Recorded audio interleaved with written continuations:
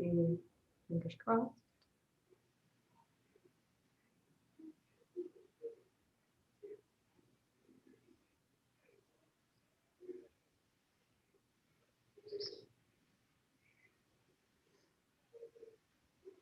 Okay.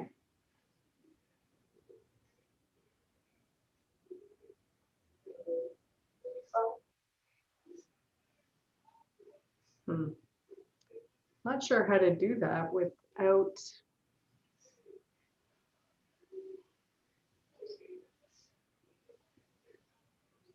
If I can turn off the volume. Okay. Good morning. Oh, that's not what I wanted to do. I wanted, Okay, let's see if that works, if it's still gonna have volume, and if not, I'm gonna have to just put it in the group as a recording. Okay. So how are you ladies today? Doing okay?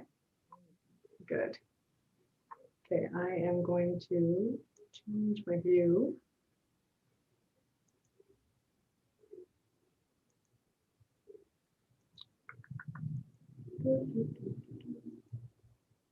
There we go.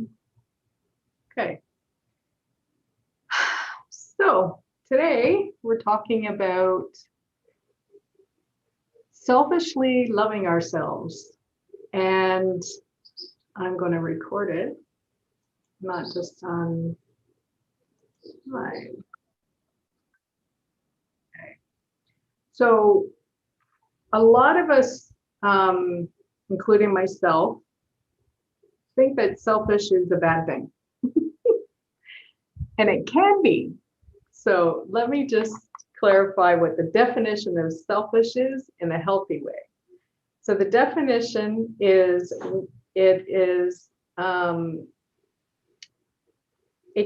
so selfishness can push to violate other people's boundaries for our benefit, and it can encourage us to violate our own boundaries. Now, this is a definition by Zoe Parsons. And then the definition of self-love encourages healthy boundaries, so others treat us with respect and we treat others with respect. You regard your own happiness and well-being. So after hearing that definition, would either of you say that you're living in that space of self-love?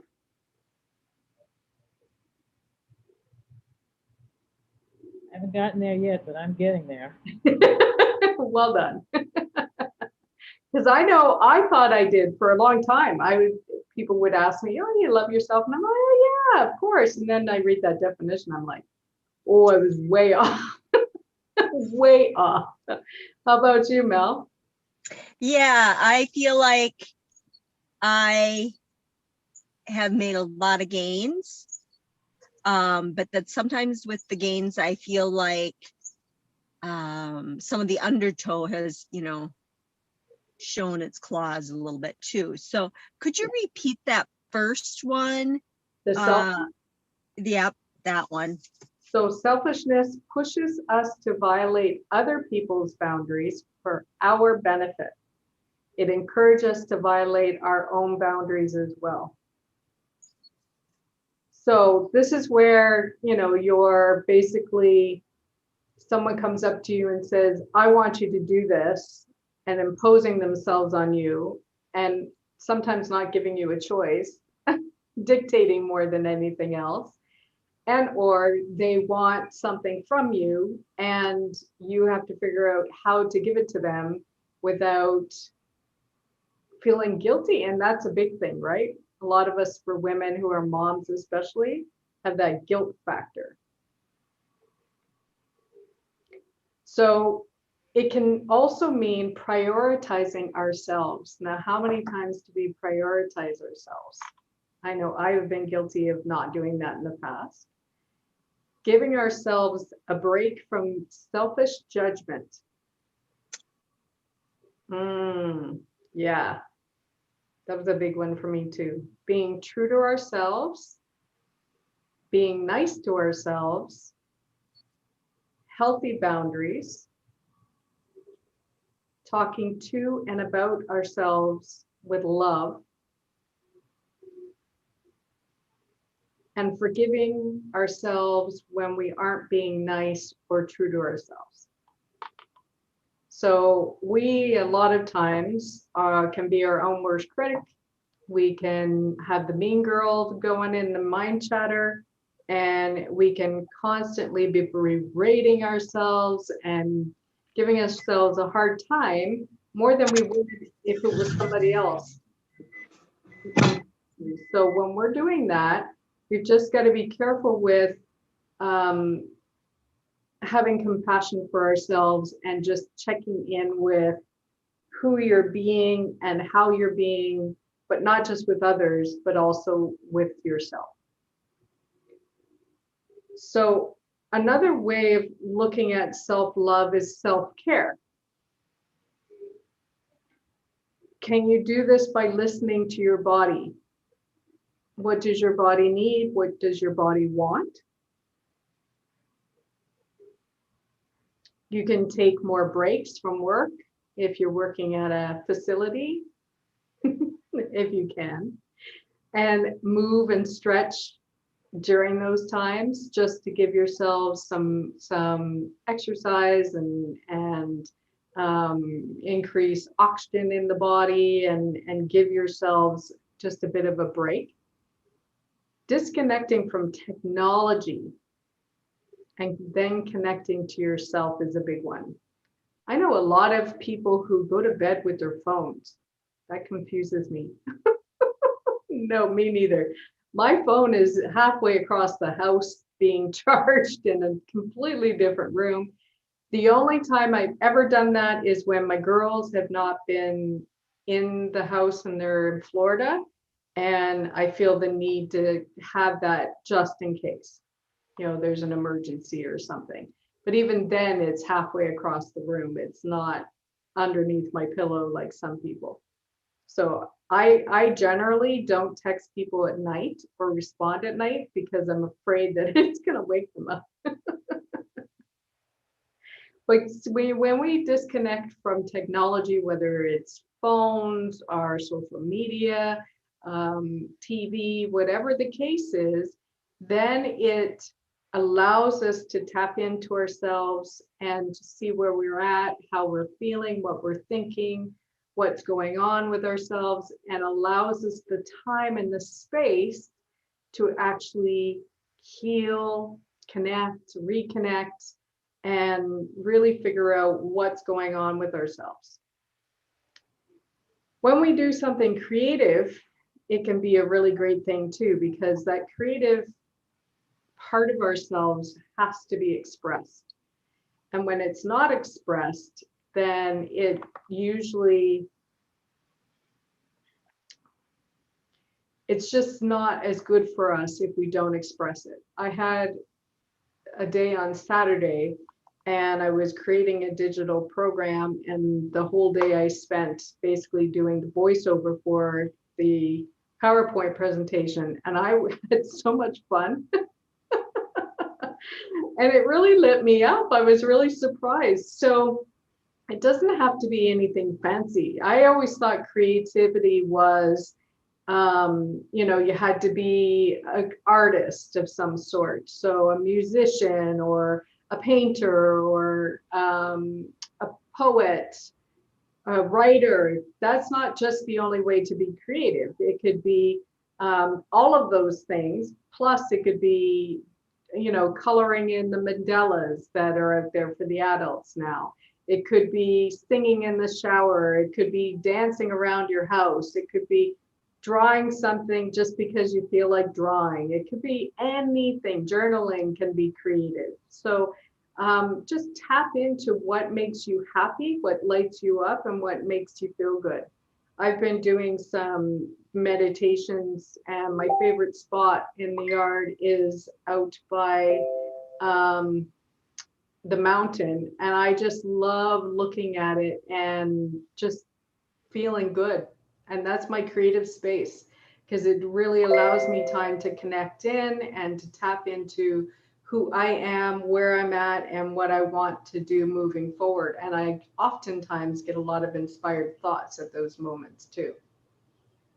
So the other thing about self-care is eating healthier. So when we eat healthier, then we feel better. And it's part of our bodies. And when we take care of ourselves, then we're not feeling sluggish, we're not feeling overweight, we're not feeling, again, the berating in our heads, oh, we shouldn't have, there goes another 5 pounds. And it was, so I'll tell you, when I was out of university, I was looking for a job. And there were 4 months before I found a job. And it was a difficult time because it was also during a start of a recession for us. And I would indulge, one of my favorites is chips and chocolate. So I would indulge in those things. And what I found is I would put on 5 pounds. And so it's interesting when you start that cycle of doing that, then when you put on the next 5 pounds, it's like, oh, it's only 5 more pounds, or what's another chocolate bar? What's another bag of chips or whatever. So we get into the justifying mode, and then we get into the berating mode. So we really just want to be careful with what we're doing, because we don't want to do either of those things if we can. Now, some indulgences are okay once in a while, but just, love yourself and eat as healthy as you possibly can. So self-love means accepting yourself as you in this very moment. Now, that's a tough one sometimes, because we have goals, we have dreams, we have desires, we want to be something, do something, and reach those goals and those dreams. And sometimes we feel that who we're being is not good enough to get those things that we want and desire. The biggest thing that I have learned is acceptance. If you can accept who you are in this moment, love yourself, love your body, love every bit of you, then you have a tendency to be accepting, but you're also more at peace because you're not battling within yourself. It's not this push-pull feeling. You are who you are. Yes, you may have that extra 10 pounds that you want to take off. Yes, you want to grow a little bit more, or maybe you want your bank account to be more expansive. And all of those things are good things, but it's not going to happen overnight. So we have to be easy and graceful with ourselves and just accept where we are now and continue moving, changing, growing, evolving to get where we want to go. That was a big lesson for me. I struggled with the acceptance. I kept wanting more, and not taking a moment to actually breathe into who I am now and look at all the accomplishments I've done to this point and acknowledge them all and celebrate all of the small steps that I've made to who I am now, and then look forward to the journey of where I'm going. And that will help you be a little bit easier on yourself and also be more loving to yourself. Because we would say the same thing if it was a girlfriend. It was a friend and she was berating herself because she wanted to be wherever she wanted to be, and she was going off on her, calling herself mean or expecting herself to have been further along and blah, blah, blah. And we would all say, I am certain, you're being too hard on yourself. So take a deep breath, stop being hard on yourself, accept where you are, and just keep moving. You'll get there eventually if you keep moving and you keep doing. So accept your emotions for what they are, putting your mental, physical, and emotional well-being first above all. So practicing self-love can mean being mindful of what you think, what you feel, and what you want. So again, if you disconnect from technology, this gives us time or throughout our days. So what I recommend a lot of my clients is to be the investigator and observer of, you know what I'm talking about, right, Mel? And Marilyn. So be the investigator of your thoughts and your feelings, and don't be too hard on yourself, because ego is going to raise its ugly head, and the mind chatter is going to be there, and it's going to, we can quiet it, but it's always going to be there. I have a coach and I talk about her often, Melanie and Lair, and she's got $1 million weeks at this point, and she's still got mind chatter going, still has doubts, still has fears. So it never goes away. It just softens and we pick it up quicker. So, you know, if you hear yourself doubting yourself, calling yourself names, then you just and just check in with yourself, and just, you know, ask yourself if it's true, whatever is being said to you by the ego. And if it's not true, then just breathe through it, soothe the ego. I see you, I feel you, I acknowledge you, I let you go. Yes, Mel, donkey bashfully brayed when reminded about technology. So anybody who doesn't know me, there are local wild donkeys in the area. And oftentimes when I say something, an aha moment or something of that sort, the donkey brays, and may not have brayed all day or a week. And then I say something and then they agree with me. So there's some kind of connection with me and the donkeys. And that's what Melanie was just bringing attention to. Okay. So practicing good self-care, taking care of your basic needs. So that also means safety and security. So with a lot of my clients, and both Marilyn and Melanie know, there's a lot of times that I say during our sessions, you are safe, you are loved, you are safe. And what can happen is we're in old trauma wounds, is we don't feel safe. We don't feel safe with love because the kind of love we were given was not safe, or the kind of the way it was received was not safe. So if we just remind ourselves that you're safe, everything's going to be okay, everything's always working out for you, just self-soothe, and ego will eventually quiet, and then you can get on with what you need to get on with. So making room for healthier habits is another way to show yourself love. With what do you spend your time doing? Do you just mindfully watch Netflix at night and go watching it for hours and hours and hours? Or do you fill yourself up with either a podcast that's inspiring, or a book that is either personal development or something positive? Do you watch funny movies versus gory movies? I know my girls are going through that phase right now. So we have to question ourselves. We are leading ourselves, and we have a choice in every moment of every day. So and again, there's no judgment.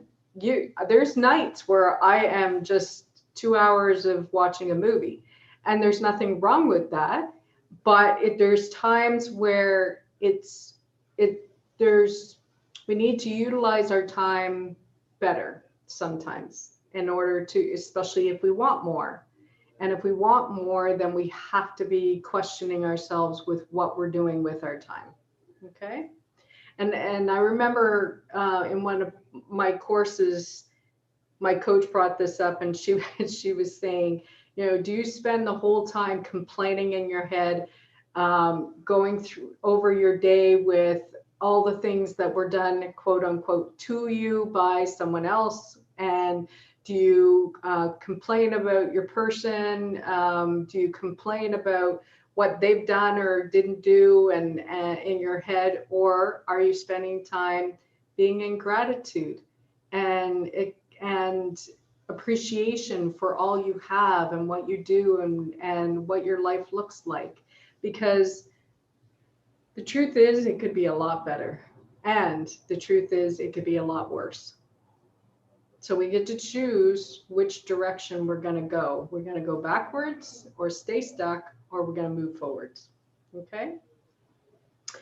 Also making room for healthier habits like exercise, healthier eating, and doing it from a place of caring about you, not from a place of because you have to.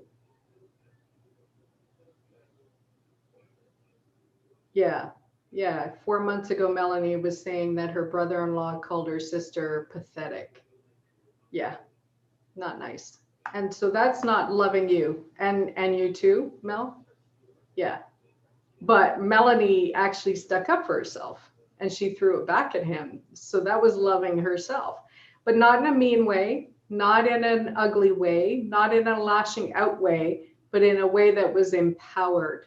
So when you're coming from a place of empowerment, then things really do shift.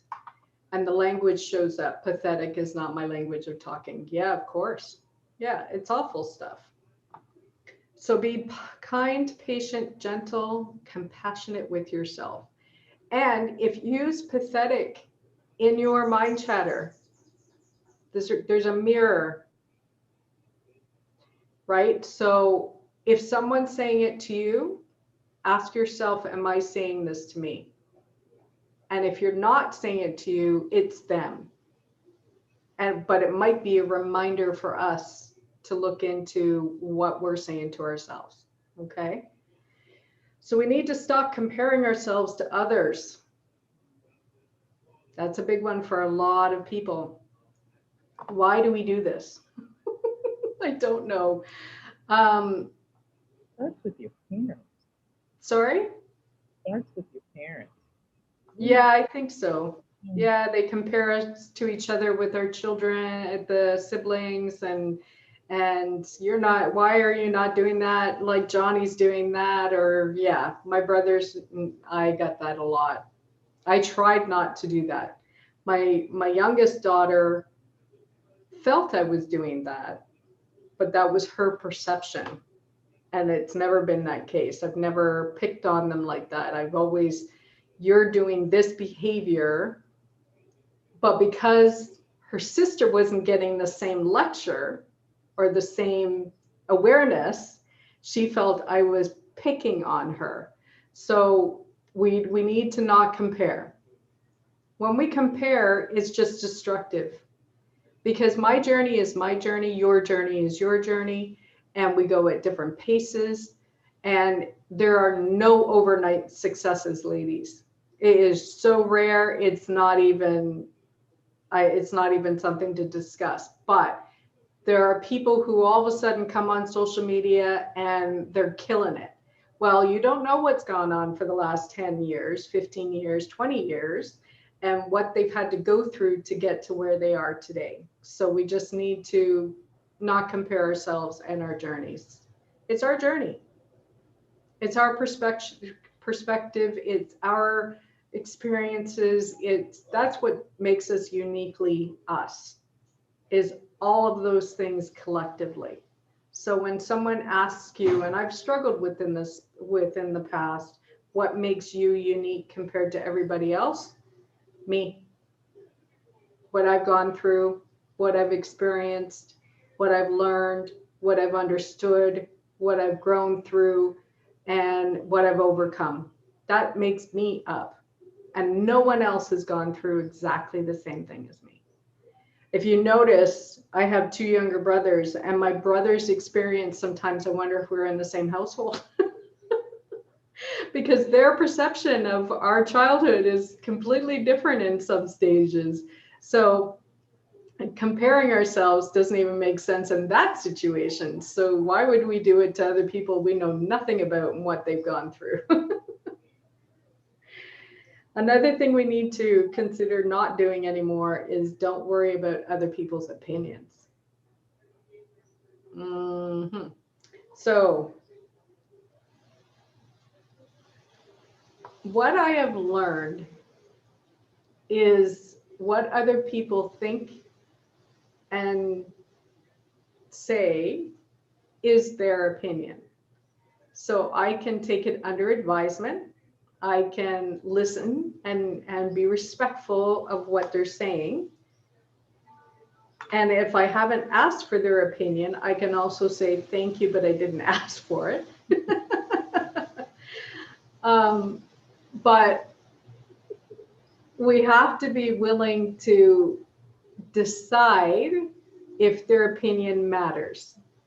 And there's going to be some people's opinion in our lives that do matter more than others, especially parents. That's usually a big factor. But it doesn't mean they're true. It doesn't mean that what they think is truth. Not truth for you, either in this moment or at all. So we have to be more willing to question other people's opinions, because it's just what they believe and what they think and what they feel. And again, based on their experiences, their past perceptions and their filters. So I was watching this show, To Unwanted Opinions. I'm not able to receive that now. I love that, Marilyn. You've got the great comebacks. Talk to the hand. I'm not available for that right now. I was watching this show with this friend of mine, and in Canada, they had these fashion shows. So they would show like a 30-minute clip of the different fashion and whatnot. Now, I thought these women were beautiful. I looked at how they were poised. They could walk in these stiletto heels, and I just loved the clothing. And also, there was nothing on TV. So it was not much of a choice.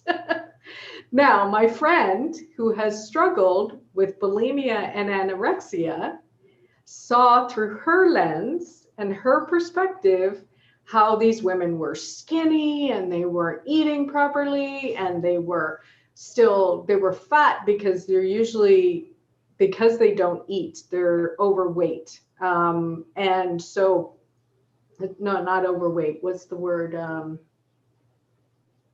They're considered obese because of the fat ratio to the muscle ratio or something along that lines.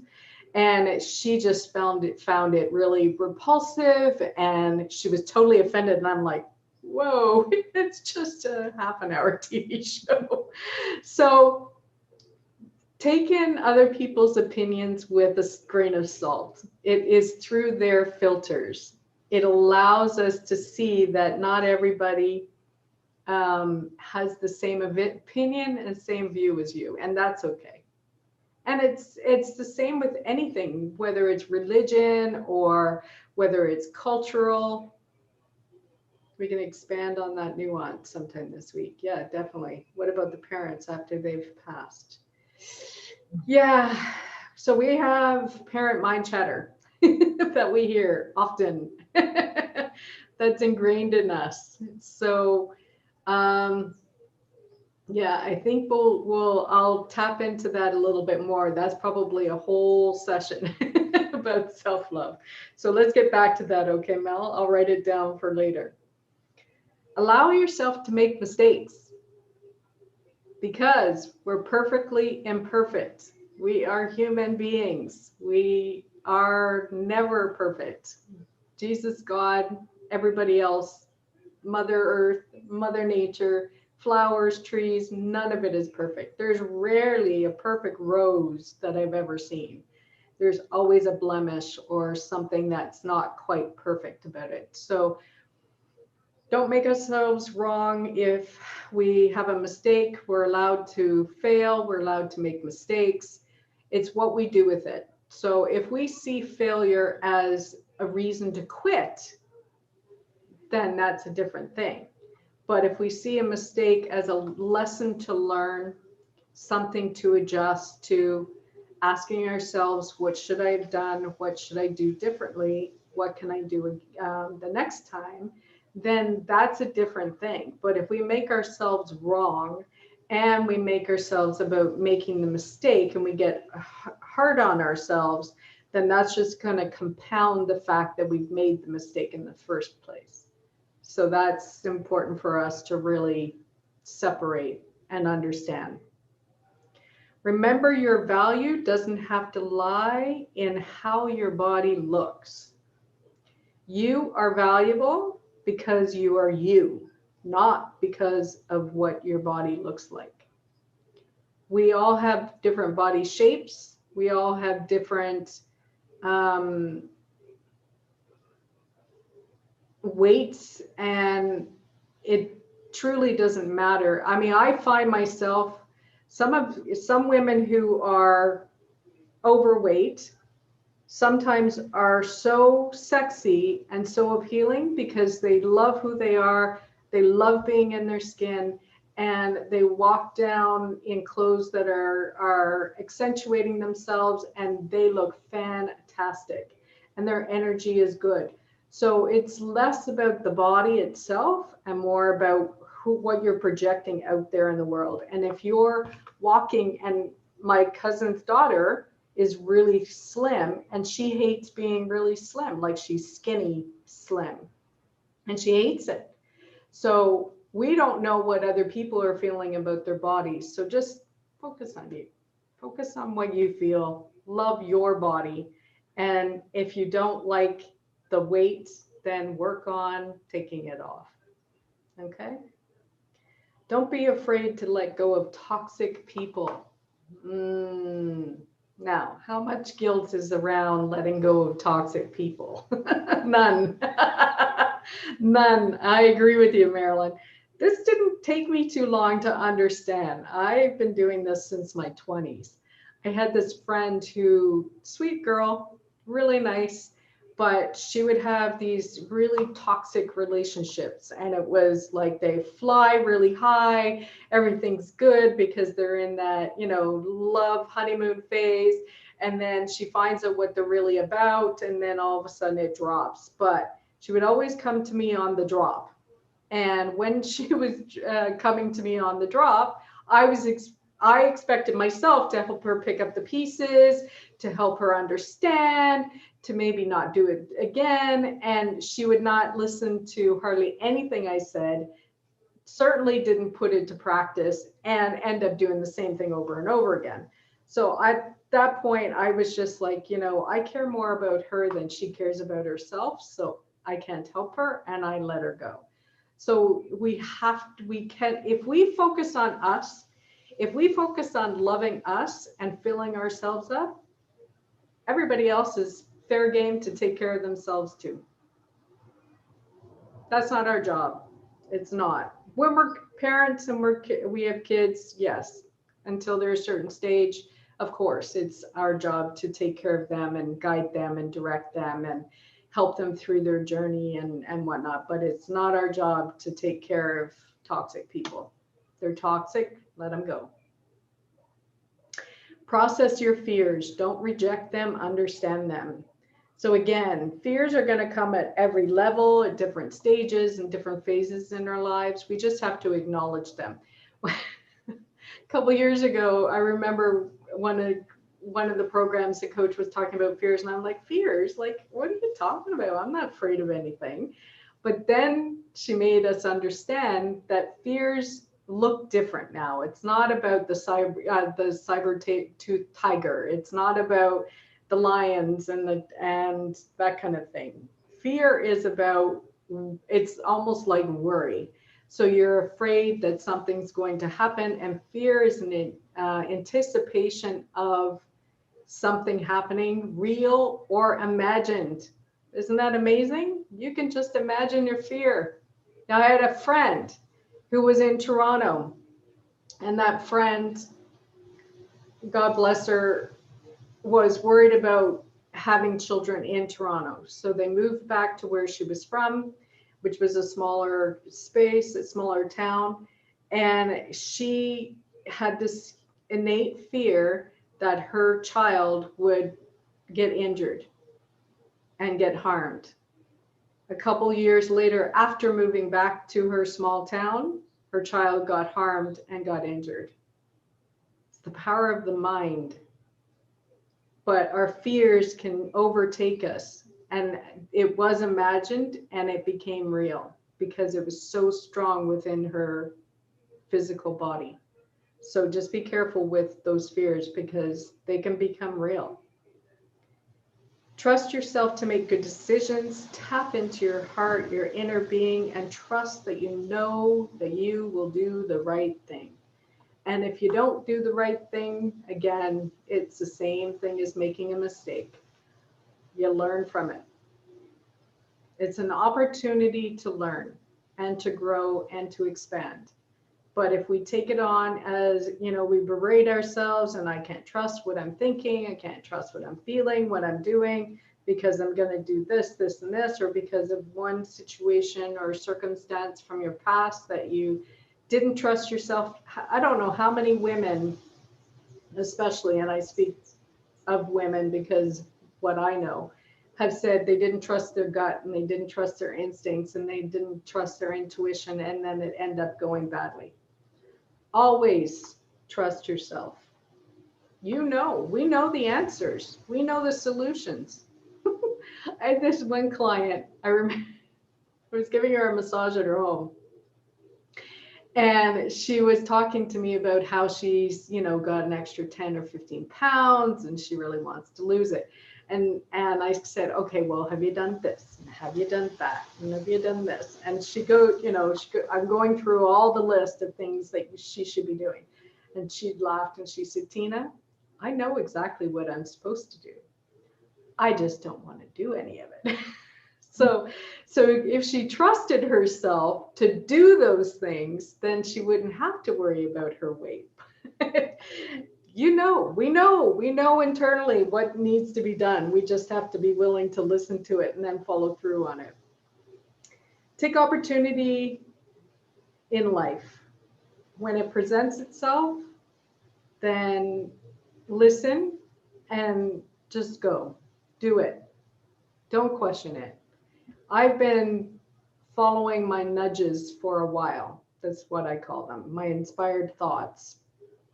This is an inspired thought because I've been seeing a lot of women who've been saying that they're burnt out, they're struggling, they're angry, they're having a hard time with what they're going through because they feel like they're giving so much of themselves and then they're not getting anything back. And if enough women were saying it in my circle that I felt like this needed to be taught. It's important for us to know that we are just as important as everybody else. And it is up to us, nobody else, to love ourselves and to fill ourselves up. Nobody else. No outside circumstance, no outside person. They can add to your happiness. They can add to the love that you feel, but you need to love yourself first, and then everybody else will follow, because we teach others how to treat us. That's the bottom line. So put yourself first, care about others, but not at the detriment of you and your well-being. Not at the detriment of you. You matter. You matter just as much as everybody else. You are God's child, and God put you here for a reason and for a purpose, and you matter. So start thinking that way and make the adjustment. Feel pain and joy as fully as you can. You are not your feelings. So if you're in pain and you're struggling and you're crying and you feel sad and disappointed, allow them to move through you. It's okay, because we can't know what joy is on the other side of that pain unless we have that comparison. And we also appreciate those moments when we're in joy a lot more if we've gone through the pain and we've gone through the fears and we've gone through the disappointments and we've gone through our journey. So life is a journey, it's a process, and it's continually growing and evolving. Exercise boldness in public, join in conversations, speak your mind, contribute your thoughts. Now, some people, this is hard and difficult because you're shy and you're an introvert, and that's okay. If you're not comfortable doing it, fine. But what I recommend, if you are really having a strong opinion about something, especially at your workplace, is perhaps write it down, give it to somebody else who's more vocal, or give the note to the boss or whatever. Still have your opinion known, especially if it's going to advance you or your business or their business. And that way you're still being heard. See the beauty in simple things and be in gratitude often. I do a gratitude list in the morning and the night and throughout my day, especially because there's so much beauty here. It's a really easy thing to do. But there are days where I don't feel so grateful with things that are going on in my personal life. So you've got to, if you make it a habit, then you'll attract more goodness into your life. And that is just the law of the universe. Be kind to yourself, don't be harsh, and celebrate who you are. Be proud of who you are. Be proud that you're here right now in this moment. Be proud that you've survived what you've survived through, and now it's your turn to thrive. Now it's your turn to rise. Now it's your turn to be the full expression of who you are meant to be. No apologies, unapologetically you. This is our time, ladies. I have seen so many women rising over the last little while. It is amazing. And I am so impressed. And so it can be any one of us. That same coach that I was telling you about who made $1 million in a week is a high school dropout and was picked on profusely in school and didn't have a great relationship, ended up being dumped by her 7-year boyfriend and ended up homeless in the car of a parking lot and deciding between gas and food in the middle of winter. So if she can turn it around after 8 years of doing this kind of work and tapping into who we are and figuring out what that means, then we can all do it. She wasn't special until she became special. You're special. You matter. Love yourself. Because if you don't love you, who will? That's always something I've always said. If you don't take care of yourself, who will? It's just unfortunately the truth. But think about this world if we all just took care of ourselves. If we took care of ourselves and we were happy, healthy people, then we wouldn't have to worry about anybody else.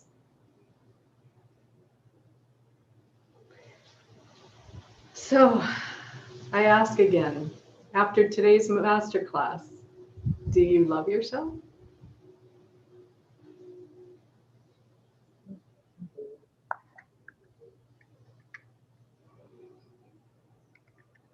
Is that a yes, Marilyn? Yes, good.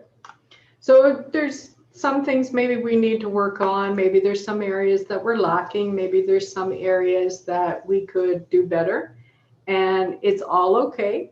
This is about awareness. It's not about judgment. It's not about being right or wrong. It's about becoming aware so that we can love ourselves more, love ourselves stronger, and overflow onto others. You love yourself as you am, not waiting to be perfect. Well done. I said that the way I wanted to. Put a little levity in there. Okay, ladies, that's the end of today. So tomorrow we will be discussing what it means to be in alignment with loving yourself. What does that look like? And being the movie star in your own life. So if you have any questions after you've watched this video, please leave a comment underneath the video and I will address it.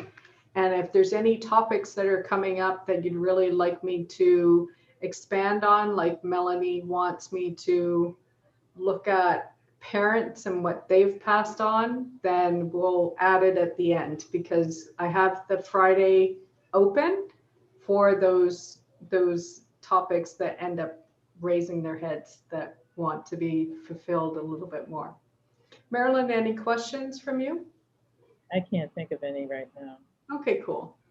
Melanie, if you're still around, any questions from you?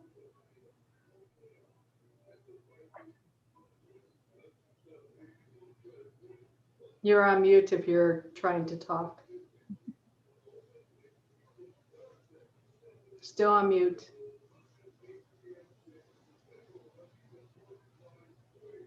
Still muted. Still muted, Mel. You can write it in the chat if you want to, if you can't unmute yourself for some reason.